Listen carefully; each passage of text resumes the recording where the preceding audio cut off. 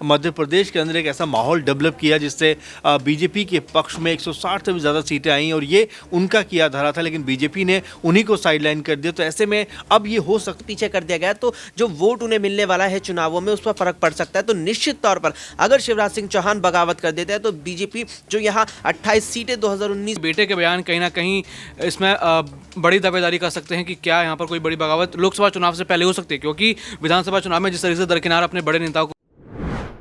नमस्कार, next 9 news देख रहे हैं आप और मैं हूं आपके साथ प्रज्ञा सिंह। स्वागत है दर्शकों आप सभी का मेरे खास प्रोग्राम सियासी पंचनामा में। मध्य प्रदेश में भले ही मुख्यमंत्री मोहन सिंह यादव हो, लेकिन चर्चा लगातार शिवराज सिंह चौहान की क्यों हो रही है, ये सवाल अब हर किसी के मन में उठ रहा है। भारतीय जनता पार्टी ने यूं तो विधानसभा चुनाव में जीत हासिल करने के बाद 3 राज्यों में नए चेहरों को मुख्यमंत्री के तौर पर उतारा। पुराने चेहरों की चर्चा ना तो राजस्थान में कुछ खास हुई, ना ही छत्तीसगढ़ में, लेकिन मध्य प्रदेश की अगर बात करें तो जनता के दिलों में आज भी मुख्यमंत्री के तौर पर शिवराज सिंह चौहान की छवि बरकरार है। और शिवराज सिंह चौहान जिस तरह से जनता के बीच जाकर लगातार ये बयान देते हुए नजर आ रहे हैं कि उन्हें सिर्फ और सिर्फ भाई और मामा ही कहिए। इसी के साथ वो ये कहते हैं कि भले ही मुख्यमंत्री पद छोड़ा हो, लेकिन मैं रिजेक्टेड नहीं हूं। इस बात का मतलब आखिरकार क्या है? क्या लोकसभा चुनाव से पहले शिवराज सिंह चौहान अब भारतीय जनता पार्टी को कोई बड़ा झटका देने वाले हैं, जिसके कयास तभी से लगाए जा रहे हैं जब से शिवराज सिंह चौहान महिलाओं के गले लगकर रोते हुए नजर आए और ये कहते हुए नजर आए कि मैं कहीं नहीं जाने वाला।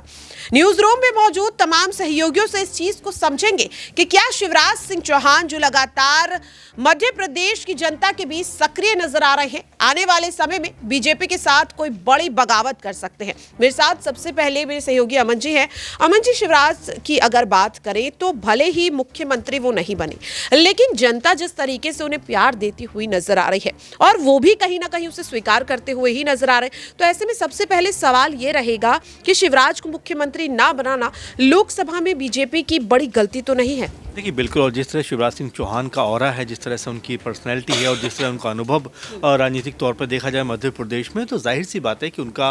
मकाम आला है और उनको इस तरह इग्नोर करना, उनको इस तरह से दरकिनार करना मेरे ख्याल से खुद भाजपा के लिए गले की हड्डी बनने वाला है, क्योंकि लोकसभा चुनाव बहुत नज़दीक है। तमाम सारे लोग ऐसे थे जो उनके लिए रो रहे थे कि भाई हमने तो वोट आपको दिया और मुख्यमंत्री जो है मोहन यादव को बना दिया गया। इस तरह समझा जा सकता है कि किस तरह की लोकप्रियता, किस तरह का उनका जो कद है वो मजबूत है मध्य प्रदेश के अंदर। लेकिन हाँ, सवाल ये उठ रहा है कि क्या अब वो बड़ी बगावत कर सकते हैं, क्या बड़ा एक कदम उठा सकते हैं, क्योंकि बीजेपी में जो बड़े और कह सकते हैं कि आला जो नेता होते हैं वो अक्सर इस तरह का कदम नहीं उठाते, लेकिन जब उनको मजबूर किया जाता है तो चाहे यशवंत सिन्हा हो, शत्रुघ्न सिन्हा हो, इस तरह का कदम उठाते हुए नजर आते हैं। तो क्या शिवराज सिंह चौहान भी कुछ ऐसा ही करेंगे? आपने देखा होगा कल उनके बेटे का, कार्तिक चौहान का ये बयान था कि अगर सरकार ने आपके वायदे पूरे नहीं किए तो मैं अपनी सरकार से भी लड़ सकता हूँ, उनकी भी जो है मुखालफत कर सकता हूँ। तो ये बताता है कि किस तरह से शिवराज सिंह चौहान और उनका जो परिवार है अब एक तरीके से भाजपा के खिलाफ जाकर, सरकार के खिलाफ जाकर बातें कर रहा है, और ना सिर्फ बातें कर रहा है बल्कि बड़ा एक्शन लेने की तैयारी में भी है। अगर आप देखें शिवराज सिंह चौहान के तमाम सारे बयान ऐसे हैं जो लगातार ये बता रहे हैं कि उनके अंदर जो दर्द है वो कहीं ना कहीं लावा बनकर ना बाहर आ जाए, इसीलिए वो जब भी मौका मिलता है अपने बयान देते हुए नजर आते हैं और ये कहते हैं कि उनको मौका मिलना चाहिए था, क्योंकि उन्होंने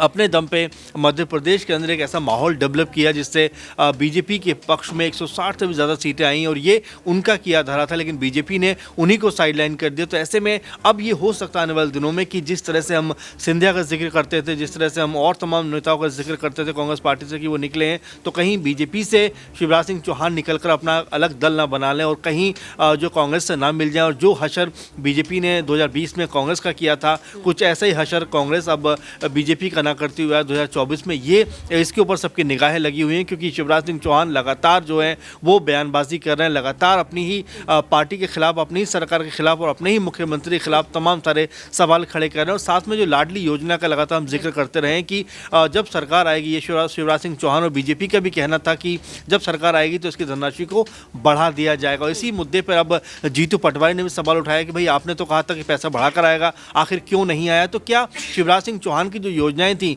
क्या धीरे धीरे उनको भी खत्म करने का प्लान है? तो ऐसे में लगातार संभावना बन रही है कि अगर इस तरह की चीज़ें हुई तो शिवराज सिंह चौहान अपना कह सकते हैं कि अगला कदम उठा सकते हैं और ये बता सकते हैं कि बीजेपी में अगर मैं नहीं रहूँगा तो भी मेरा अस्तित्व को कोई चिंता या कोई फिक्र की बात नहीं है, क्योंकि मुझे मध्य प्रदेश की जनता जो है प्यार करती है। वाकई में अब सवाल लगातार ये बन रहा है कि जिस तरीके से अब तक ज्योतिरादित्य सिंधिया की बगावत को लेकर के बातें होती थी और अब शिवराज सिंह चौहान को लेकर हो रही है। यहाँ पर अक्षय है मेरे साथ और अक्षय से इस चीज को समझेंगे। अक्षय, अगर शिवराज सिंह चौहान भारतीय जनता पार्टी के साथ बगावत कर देते हैं तो ऐसे में लोकसभा में कितना नुकसान भारतीय जनता पार्टी को होगा? देखिए, बिल्कुल यहाँ पर लोकसभा में नुकसान हो सकता है। 230 विधानसभा सीटों पर मतदान हुआ मध्य प्रदेश में, जिसमें से भारतीय जनता पार्टी 163 सीटें जीतने में कामयाब रही। यहाँ ये बात ज़रूर है कि बीजेपी ने एमपी हो या अन्य 4 राज्य भी क्यों ना हो, पीएम के चेहरे पर चुनाव लड़ा। एमपी के चुनावी परिणामों की बात करें तो यहाँ 163 सीटें जो जीती, आप ये नहीं कह सकते कि 163 सीटें सभी की सभी सीटें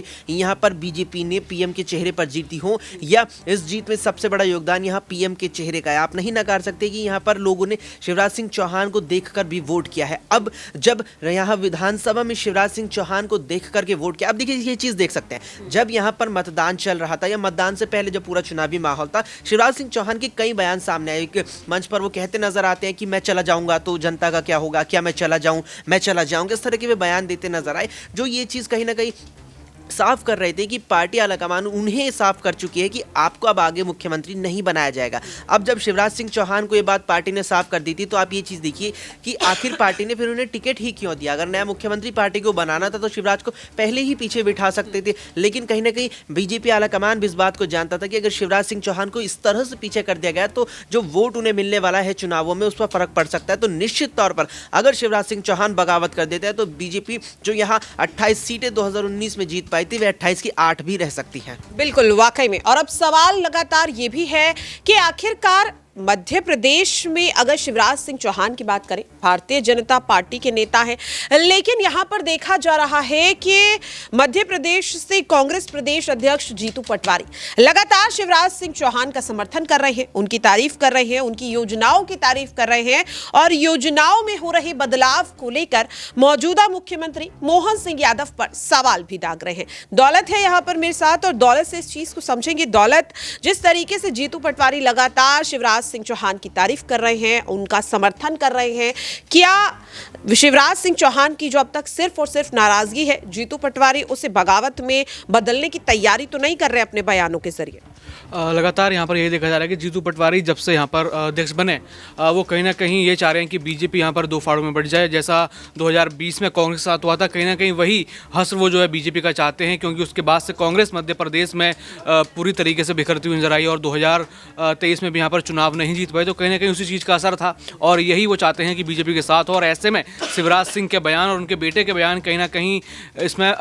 बड़ी दावेदारी कर सकते हैं कि क्या यहाँ पर कोई बड़ी बगावत लोकसभा चुनाव से पहले हो सकती है, क्योंकि विधानसभा चुनाव में जिस तरीके से दरकिनार अपने बड़े नेताओं को किया, तो उसका असर यहाँ पर ज़रूर 2024 के जो चुनाव होंगे या उसके बाद परिणाम होंगे उसमें कहीं ना कहीं दिख सकता है। वाकई में देखिए, अब देखना काफी अहम रहेगा कि जो तमाम दावे इस वक्त